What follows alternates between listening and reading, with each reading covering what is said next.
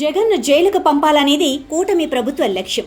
చంద్రబాబు 53 రోజుల పాటు జైలులో ఉన్నాడు కాబట్టి జగన్ను ఒక్కరోజైనా సరే ఎక్కువగా జైల్లో ఉంచాలనేది టీడీపీ నేతల టార్గెట్. అందుకే జగన్ మీద కక్ష కట్టారు. లేనిపోని కేసులన్నీ పెట్టేస్తున్నారు. ఈ మాటలంటుంది ఇంకెవరో కాదు, వైసీపీలో కీలక నేతలే ఈ మాటలంటున్నారు. ప్రస్తుతం ఏపీలో లిక్కర్ స్కామ్ కేసు కీలక దశకు చేరుకుంది. ఈ కేసులో వేల కోట్ల చేతులు మారాయని టీడీపీ, జనసేన నేతలు మొదటి నుంచి ఆరోపిస్తున్నారు.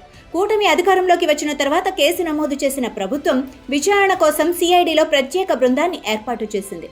దీంతో ఈ కేసు దర్యాప్తు ముమ్మరంగా సాగుతోంది. విచారణలో దూకుడు పెంచిన సిఐడి ఇప్పటికే రాజ్ కసిరెడ్డి, బాలాజీ గోవిందప్ప, ధనుంజయ రెడ్డి వంటి జగన్ కు అత్యంత ఆప్తులను అరెస్టు చేసింది. వైసీపీ అధికారంలో ఉన్నప్పుడు జగన్, ఓఎస్డీ కృష్ణమోహన్ రెడ్డి, మాజీ ఐఏఎస్ అధికారి ధనుంజయ రెడ్డి అత్యంత కీలకంగా వ్యవహరించారు. జగన్ వ్యవహారాలన్నీ వీళ్ళిద్దరే నడిపించారు. ముఖ్యమంత్రితో ఏదైనా పని ఉంటే ధనుంజయ రెడ్డికి చెబితే చాలు, ఆయన ఓకే అంటే అది ఏ స్థాయి పని అయినా సరే అయిపోతుంది. అంతే తప్ప అధినేత దర్శనం మాత్రం జరగదు. ఈ స్థాయిలో ఈ అధికారులిద్దరూ సీఎంఓలో చక్రం తిప్పారు. అలాంటి వారిని ప్రభుత్వం లిక్కర్ స్కామ్ కేసులో సిఐడి అరెస్టు చేసింది. దీంతో వీళ్ళిద్దరూ ఏ విషయాలు బయట పెడతారో అని వైసీపీ నేతల్లో గుబులు మొదలైంది. వాస్తవానికి ఏపీలో 2019లో అధికారంలోకి వచ్చిన తర్వాత మద్యం అమ్మకాలను ప్రభుత్వమే నిర్వహించింది. అయితే ఎక్కడ డిజిటల్ పేమెంట్ ఏర్పాటు చేయలేదు. క్యాష్ అండ్ క్యారీ విధానమే అమలు చేశారు. పైగా ఊరు పేరు లేని బ్రాండ్లను ప్రజలకు అమ్మేశారు. దీనివల్ల వేల కోట్ల అక్రమార్కుల చేతుల్లోకి వెళ్లాయన్న ఆరోపణలున్నాయి. లిక్కర్ స్కామ్లో మొదటి నుంచి అన్ని వేళ్లు తాడేపల్లి ప్యాలెస్ వైపు చూపిస్తున్నాయి. ఆదాయం మొత్తం ప్రతిరోజు వివిధ మార్గాల ద్వారా తాడేపల్లి ప్యాలెస్కు చేరిందని టీడీపీ నేతలు తొలి నుంచి ఆరోపణలు చేస్తూనే ఉన్నారు.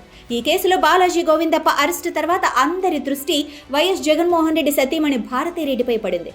భారతీ సిమెంట్ సంస్థలో గోవిందప్ప లైఫ్ టైం డైరెక్టర్గా పనిచేస్తున్నారు.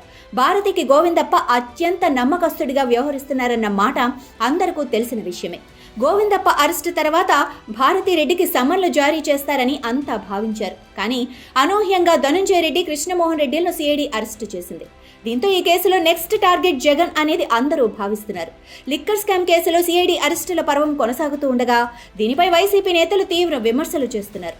అసలు ప్రభుత్వమే మద్యం అమ్మితే అవినీతి ఎలా జరిగింది అని వాదిస్తున్నారు. ఆన్లైన్ పేమెంట్ ఎందుకు పెట్టలేదని ప్రశ్నిస్తే మాత్రం సైలెంట్ అయిపోతున్నారు. ఇక ఇదే సమయంలో చంద్రబాబుపై తీవ్ర విమర్శలు చేస్తున్నారు.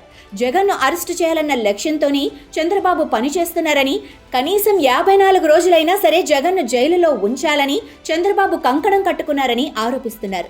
అదే నిజమైతే మరి గతంలో ఏకంగా 16 నెలలు జైల్లోనే గడిపిన జగన్ తన రికార్డును ఇప్పటి వరకు ఏపీలో ఏ పొలిటీషియన్ బ్రేక్ చేయలేదు కదా అన్న ప్రశ్నకు మాత్రం వైసీపీ నేతలు సైలెంట్ అవుతున్నారు.